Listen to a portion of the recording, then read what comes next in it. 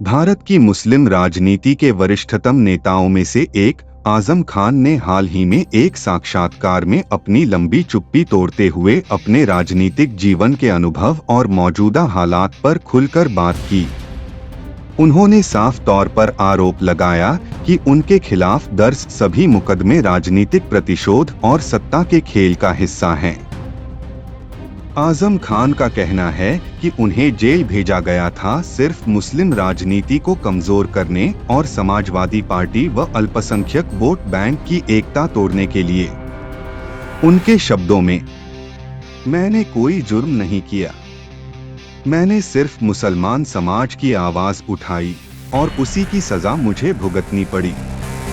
लंबे समय तक जेल में रहने के बाद आजम खान अब जमानत पर रिहा हो चुके हैं।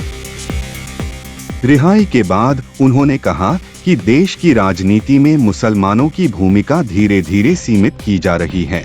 जिन पार्टियों ने मुस्लिम वोटों के सहारे सत्ता हासिल की, वही आज उस समाज की मांगों को नजरअंदाज कर रही हैं। उन्होंने कहा, हमारे समाज के लोग अब डरते नहीं हैं, हम अपने राजनीतिक अधिकार हासिल करना जानते हैं।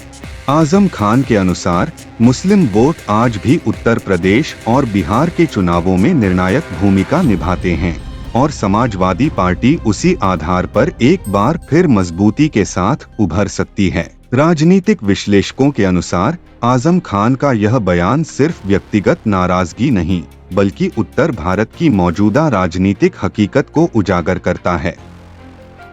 मुस्लिम वोटों का महत्व अब भी उत्तर प्रदेश और बिहार की राजनीति में अत्यंत अहम है, खासकर तब जब एमआईएम, आरजेडी और समाजवादी पार्टी जैसी पार्टियां इन वोटों के हिस्से को लेकर तीव्र प्रतिस्पर्धा में हैं।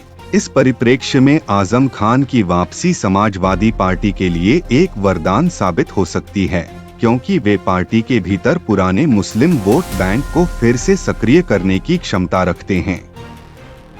उनकी लोकप्रियता आज भी रामपुर, मुरादाबाद और आसपास के इलाकों में गहरी जड़ें जमाए हुए है, जहां उन्हें मुस्लिम समाज के संरक्षक या अभिभावक के रूप में देखा जाता है।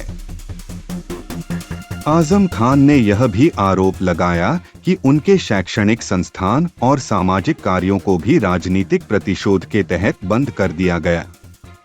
उनका कहना है, मेरी संपत्ति जब्त कर दी गई, मेरा कॉलेज बंद कर दिया गया, ताकि लोग समझ जाएं, अगर मुस्लिम राजनीति में भाग लेते हैं तो उसे कीमत चुकानी होगी।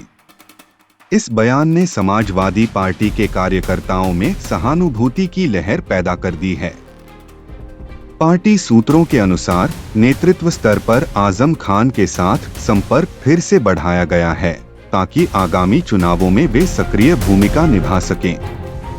राजनीतिक विश्लेषकों का कहना है कि आजम खान का यह साक्षात्कार भारतीय राजनीति में एक महत्वपूर्ण मोड़ को दर्शाता है। हाल के वर्षों में मुस्लिम राजनीति धीरे धीरे विभाजित हो गई है। कहीं लोग कांग्रेस की ओर झुक रहे हैं, कहीं क्षेत्रीय दलों की ओर। इस विभाजन ने मुस्लिम समुदाय के राजनीतिक प्रभाव को कम किया है। दूसरी ओर बीजेपी और अन्य पार्टियां भी अल्पसंख्यक राजनीति में इस नए उत्थान पर बारीकी से नजर रख रही हैं।